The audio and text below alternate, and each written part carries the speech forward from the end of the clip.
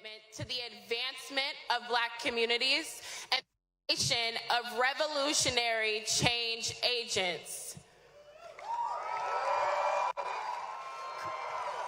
While northern chapters, like the University of Chicago chapter, chaired by Bernard Sanders, again, that chapter was chaired by Bernard Sanders, fought diligently against segregated housing and other issues directly impacting Black people. This is not a history we can forget. We can't afford to forget that history. And it's not a history that we should stop talking about. Consistency and receipts matter. That's why the Bernie Sanders campaign recently launched our HBCU organizing program. If you are an HBCU student and you are ready to have your voice heard and to be a leader in our movement, will you raise your hand if you're able? Let's see those hands, y'all. Awesome. This is how we win our movement.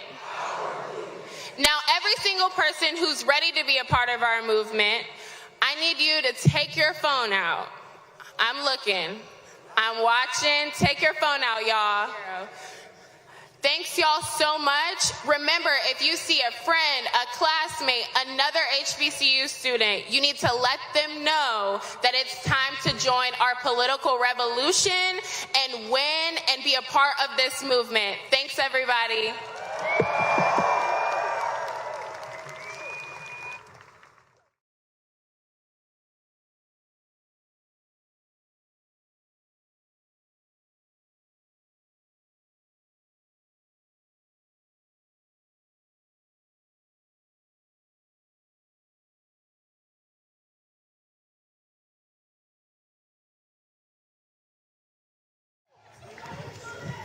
My name is Julian Alexander Hemmings. I'm a senior at Morehouse College. And I'm the host of the event, and I'm the president and founder of New Deal Democrats. Morehouse! Who in the house? Oh my. All of us have an obligation to pursue justice at all costs. And that is what this campaign, this movement is all about. It is about you and you and you and you and you and all of us together. Come on, somebody. We gonna do this. Revolution. Revolution. Revolution. And we are gonna elect Senator Bernard Sanders, the 46th president of these United States of America. Today, I've spent most of the year or so crisscrossing the nation with Senator Sanders.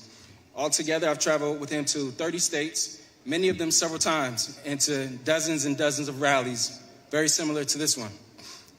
I've spent hundreds of hours with Senator Sanders, shuffling through cars and airports, from meetings to town halls to rallies.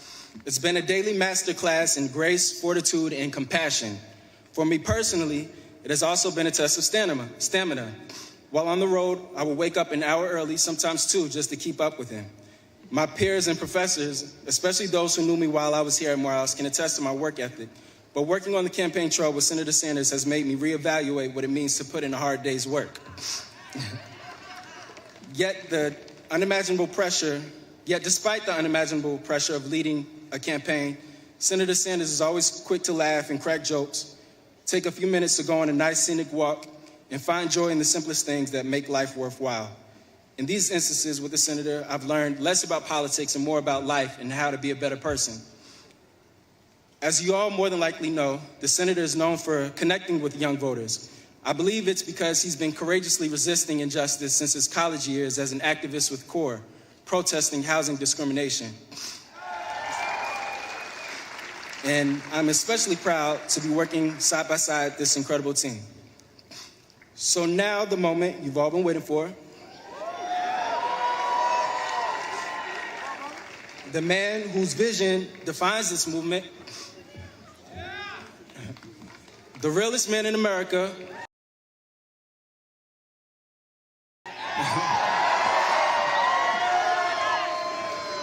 who always speaks the truth because he has a heart full of love. A man who sees the humanity in all and challenges us every day to meet that standard. The next President of the United States of America.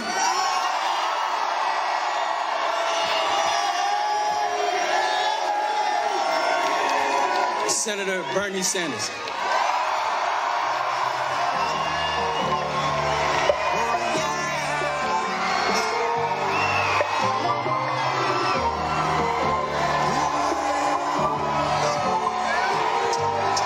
Thank you.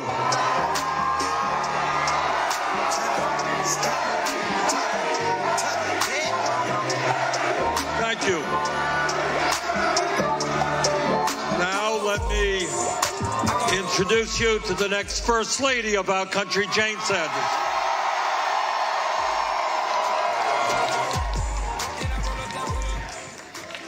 Let me thank DJ Era for the music, the MLK Jr. International Chapel Gospel Choir for their music. Let me thank Alpha Phi Alpha Fraternity Incorporated. We thank Julian Hemmings, Delaney Vandergrift, Philip Agnew, Senator Nina Turner, and a young man who has worked for me and with me for a number of years, who is a proud graduate of Morehouse, Terrell Champion. And it is a special honor to be here at Morehouse and looking out at that statue of Dr. King, who has been an inspiration to me, and I know to many of you. And the values that Dr. King espoused, the understanding that we judge human beings not by the color of their skin or the religion they have or the country they came from or their sexual orientation, but we judge people for who they are. And today I pledge to you that we will undo the divisiveness and the hatred coming from Trump's White House. We will bring our people together. Let me start off on a personal note, if I might, and tell you how I learned about racism in a very personal way. Because as some of you know, I am Jewish. Some of you may know my father came to this country from Poland, and he came fleeing anti-Semitism. But a lot of people in my father's family did not make it out of Poland.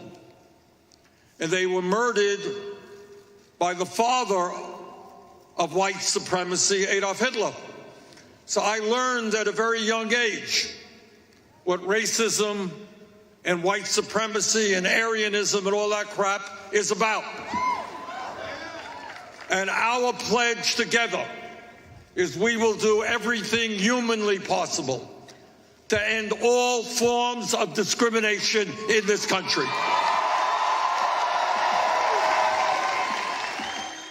I was active in a civil rights organization called CORE, Congress on Racial Equality, led by a great man many don't know today, James Farmer.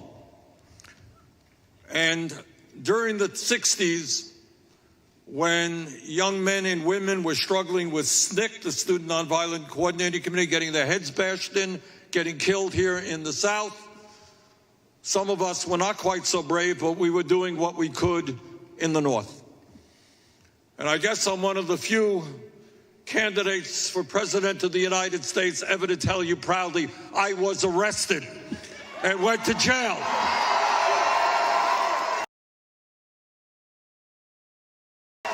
Fighting housing segregation in Chicago. I know that that is usually not the kind of things that presidential candidates advertise, having gone to jail.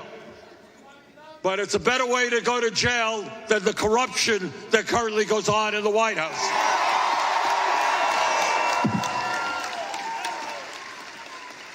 Thank you all very much for being here. Let's go forward together. Thank you.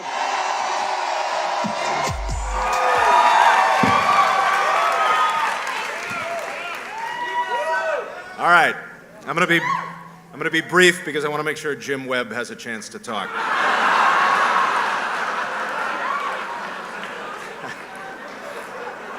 That poor guy, his whole debate strategy was, excuse me, we haven't gotten our salads yet?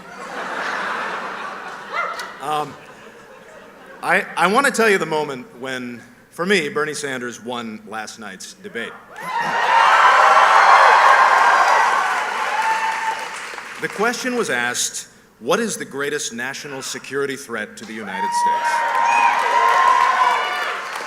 The other candidates gave answers like the crisis in the Middle East, nuclear Iran, ISIS, cyber warfare, offensive tweets, all legitimate threats, to be sure. But Senator Sanders was the only person on that stage who gave the correct answer, climate change.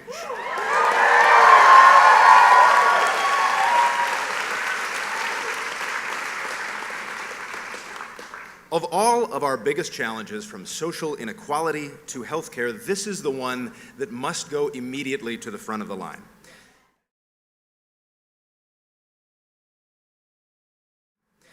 Because it is the only one with a non-negotiable timetable. He's the only candidate who truly, on either side, who truly seems to grasp the magnitude of the catastrophe. You can hear it in his voice when he speaks on the subject. You all seem perfectly nice. In 5 years, I don't want to have to battle you all for water with a sword made out of a rusted selfie stick. I just don't want to have to do that because I will win. So while it would be way funnier if Trump won, it will be far better for the health of the country if Bernie Sanders is the next president of the United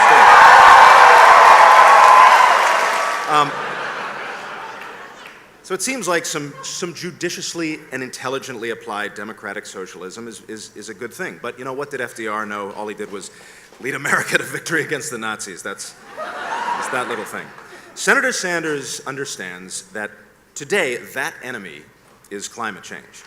It's pretty close to that. It's going to take a combination of arm twisting and diplomacy, one that exists in the Goldilocks zone of smart politics.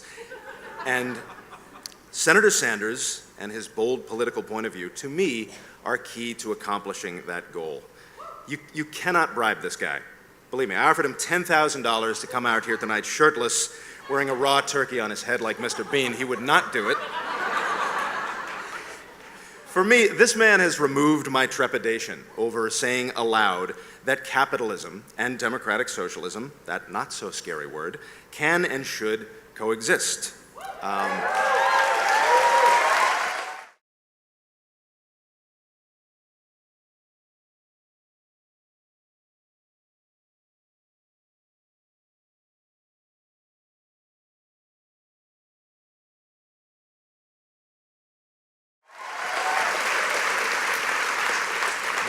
The public and private sector, it's really not that new an idea. I guess you could say he's made me feel okay about coming out. It was only a matter of time, right? And there's a word for a man who can do that. The word is leader. So, ladies and gentlemen, I give you the next President of the United States, Bernie Sanders. Bernie's election to Congress transformed the political landscape of Vermont. People think about Vermont as a very blue state, but at the time Bernie was first running, that seat had been held by Republicans for decades. He became the major opposition to the Republican candidate, and he ultimately won that race. His message to the people is always the same, is that the rural communities are the heart and soul of America. He may be originally from New York, but he certainly understands the ground that I stand on. An independent who has shown growing power in recent years. Bernie's work in the 90s earned him the term Amendment King. We passed amendment after amendment after amendment.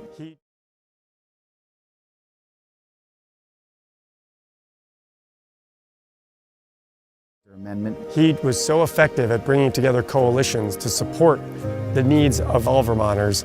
During a 10-year period of Republican control in the U.S. House, he passed more amendments by recorded vote than any other member. And he was able to get support for things like community health centers. Bernie has... And I am so proud that we have with us today three knowledgeable people who have lived Dr. King's dream, who have struggled for his struggle and know a lot about his life. And what we're going to do is just simply have an informal discussion about what Dr. King's work and life means for us today in the year 2016. So I'm really... It made you shake and quiver. And I said to myself, this is what the Sanders campaign is about. Right. That's right. Let's turn right after. This is what it's about. That's right. It's about the poor. Yeah, I know people on the other side of the camera like, why in the hell is a rapper sitting there with a U.S. Senator and one of the most notable scholars of our time with two U.S. Senators? I am Michael Render, is what my mom named me. Killer Mike is what my dumb friends call me in a rap battle once, and it stuck. I have been mentored directly by Andrew Young, Joseph Lowry, Ralph David Abernathy III, and others that were directly involved with Dr. King. I've been organizing actively in Atlanta since I was 15 years old. My grandmother was an organizer, and I'm marching with Dr. King. She grew up in Tuskegee, Alabama. We have been sold a load of crock. Yeah. We have been given a pretty little compartment to put Dr. King in that says, no matter how much you hurt, no matter how much we stigmatize you, no matter how much we traumatize you, we beat you, you're as radical as you can go as nonviolence, and that's about where it is. Yeah. It never talks about the social justice aspect of Dr. King. Right. Alice Johnson was a white woman and my mentor from Chicago. She was the first person to introduce me to the radically different ideas of King that directly challenged establishment. They challenged the military-industrial complex. They challenged this country to feed and take care of its poor and its mentally ill in a different way. Challenged us to step and stand on the side of unions and between disputes between bosses or companies and workers. And I had never heard that. I just had heard in school, be nonviolent. It was all about desegregation. It absolutely was not only about desegregation. If he would have done that and that only, he would have been alive today.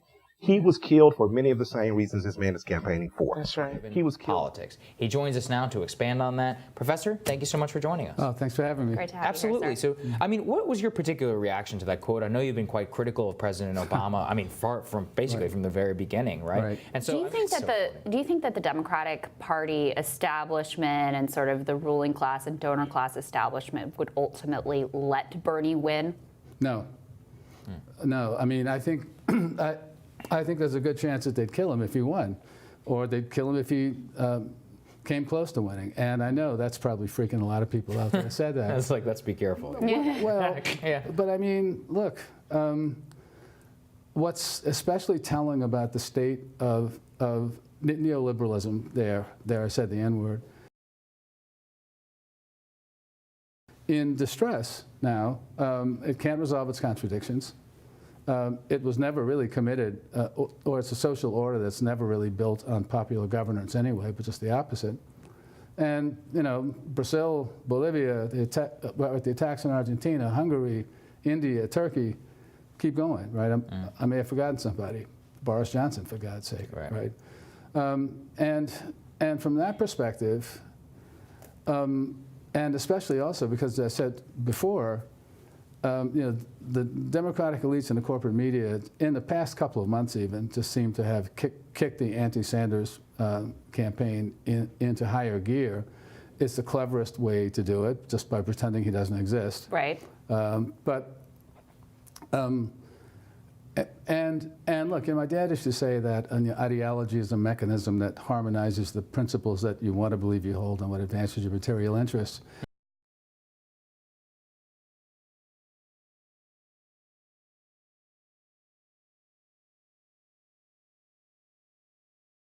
Intrigues me about, or that I think is most telling about the Democratic race this time, however, is how many of the so-called moderate or centrist or whatever the term of art is, I mean, these days, candidates seem pretty clearly to be less frightened by a Trump re-election than by an election of the left. And it's also becoming more clear that the left in this race is Bernie Sanders.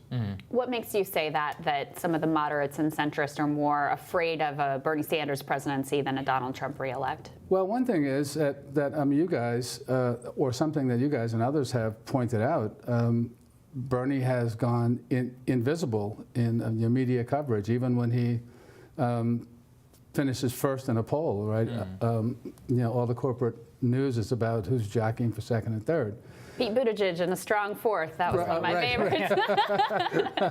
Totally. And the idea that anybody would take seriously this guy can win the presidency is like crazy. But I kind of feel the same way about Warren as well. She'll carry Cambridge. She'll carry Somerville. I'm not sure, and she'll carry the many different versions of Cambridge and Somerville that there are in the rest of the country. I'm not at all convinced that she could beat Trump. And you're certainly not going to beat Trump with rehearsing the same old Democratic bromides that we've seen since Clinton. And they've had pretty much the same effect since Clinton. Yeah, so Professor, how do you... able to hold down a mortgage, right? Right. But by the skin of their teeth and with a lot of credit card debt. Right, exactly. And it's gotten worse and worse and worse and worse. I'd say this too, I mean, just as kind of a red herring, a lot of the talk about how young people are drawn to Bernie also has an ethereal quality about it, right? That the young can see that he's honest, right, and whatever. But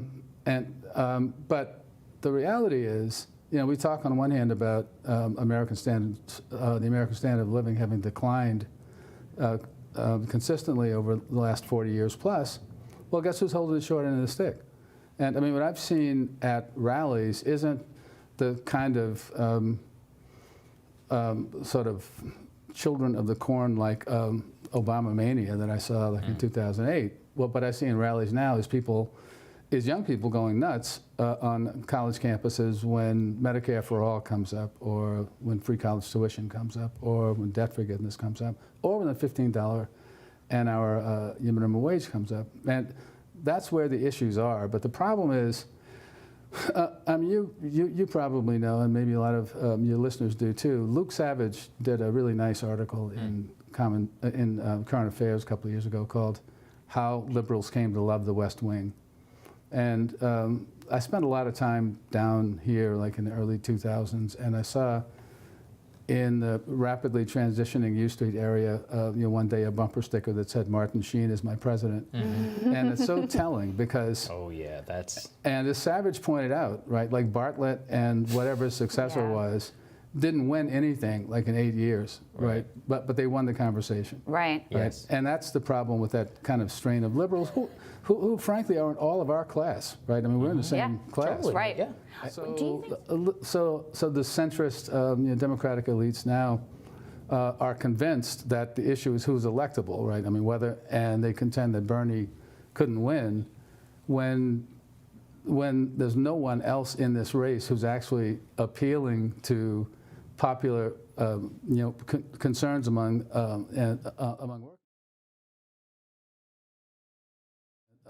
working people. No one, and I mean, no one else gets the response that he gets. And so I guess the hidden clause, and they probably hide it from themselves, is that he couldn't win, couldn't win a Wall Street presidency, right? But the beauty of it is that since 1865, and especially 1965, the rest of us get to vote too. Very well said. All right, thank you, sir. Great to have you. Appreciate it. It's my pleasure. And He was killed because he spoke against the military-industrial complex. He was killed because he believed in the fairness and equity of all men. He was killed because he had the courage to say it, and he had the courage to demand it out of corporations. And it's for that reason, when I saw you tweet, you were going to shoot for the restoration of the Voters' Rights Act, I knew I had met the real deal. And everything you've shown me since then has been in that line. And that's why you have a guy named Killer Mike sitting next to you talking about the most nonviolent warrior my race has ever created. Mike, thank you. He says, I'm a man of nonviolence, but we're living in a time of the Vietnam War. People said, don't talk about that. Don't talk about that. You're going to get in trouble. He talked about it, and you know what happened? A lot of the funding for the Southern Christian Leadership Conference disappeared. And then This is Ned Brooks inviting you to Meet the Press. Meet the Press, America's press conference of the air, and winner of every major award in its field, is a public affairs presentation of NBC News. Our guest today on Meet the Press is Dr. Martin Luther King, Jr., who led the Civil Rights March from Selma to Montgomery, Alabama. Dr. King, who is the winner of the Nobel Peace Prize, is president of the Southern Christian Leadership Conference. He is in San Francisco, where he delivered a sermon this morning for Bishop Pike at the Grace Cathedral. Our panel... Well, first I would say that the march was not silly at all. I would think that the march did more to dramatize the indignities and the injustices that Negro people continue to face in the state of Alabama and many other sections of the South more than anything else.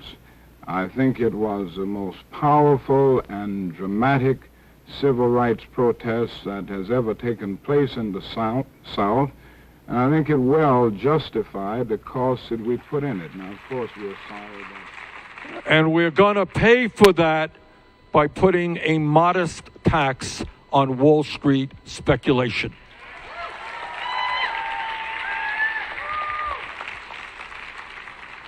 And that is not the only tax that we're going to impose on the rich and the powerful.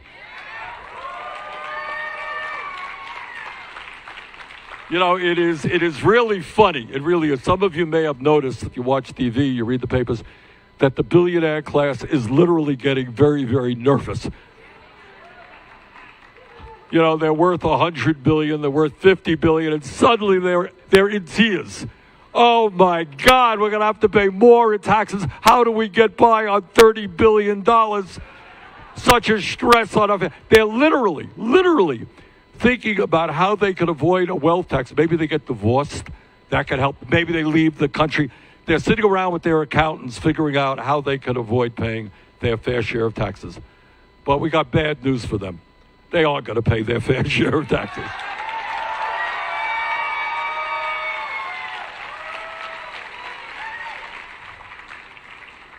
And we eliminate one of the stupidest things that I've ever heard of in my life. You know, we take it for granted, this concept of a deductible. You all know what a deductible is? All right. So, it sucks. Yeah, that's one definition. So here's the point. You got insurance, except you can't use the insurance unless you spend the first, whatever it may be. You got $5,000. What kind of deductibles do people have here? I'm just curious. How many? 2,600. 6,000? Do I hear higher? It's like an auction. And the result is that 500,000 people go bankrupt in America because of medically related debt. Can you believe that? So just think about the cruelty of a system. You got enough to worry about if you're diagnosed with a serious illness. You got to get back on your feet. You got to go through all kinds of difficult treatment. Got to find the right doctor. And then on top of that, to worry that your family is going to be financially ruined is unbelievable, and it is not what this country should be about.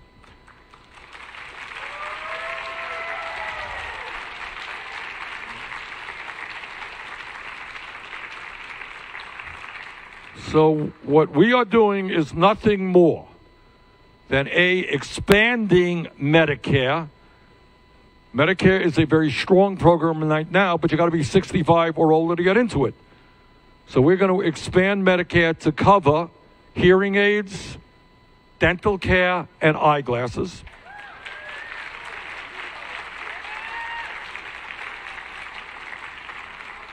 And home health care. And then in year one, right now, you got to be 65 to get into Medicare. We lowered that age in year one from 65 down to 55. Year two, 45. Year three, 35. Year four, everybody's in it. That's it.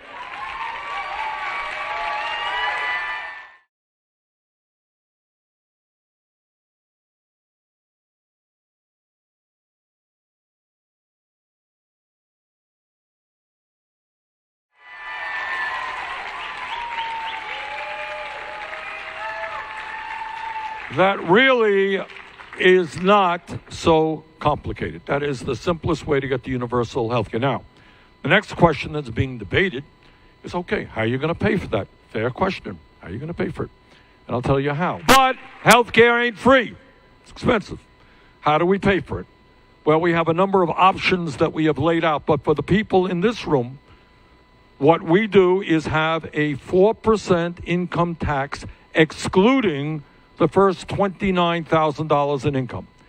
That means if you are the average worker in America, your family makes $60,000, you will pay 4% on $31,000 of income, which is roughly $1,200 a year. All right? So the average person in America will pay significantly less for better health care. Wealthier people will pay more. Employers obviously will be contributing as well. Now, how can we do this? This is how we do it. Because we have a dysfunctional system in which virtually every person in this room has a different policy. You have a $5,000 deductible. You have a $10,000. You can get this prescription drugs. You're in this network. You are in that network. You can go here. You can't go there. It is enormously complicated and difficult to administer. Anybody here ever be on the phone with somebody in an insurance company trying to argue that you're entitled to what they tell you you're not entitled to? Answer is we are wasting hundreds of billions of dollars on that administrative nightmare. What Medicare for All simply says is, here's your card. You go to any doctor you want, any hospital you want. We put money into health care, not into bureaucracy and administration.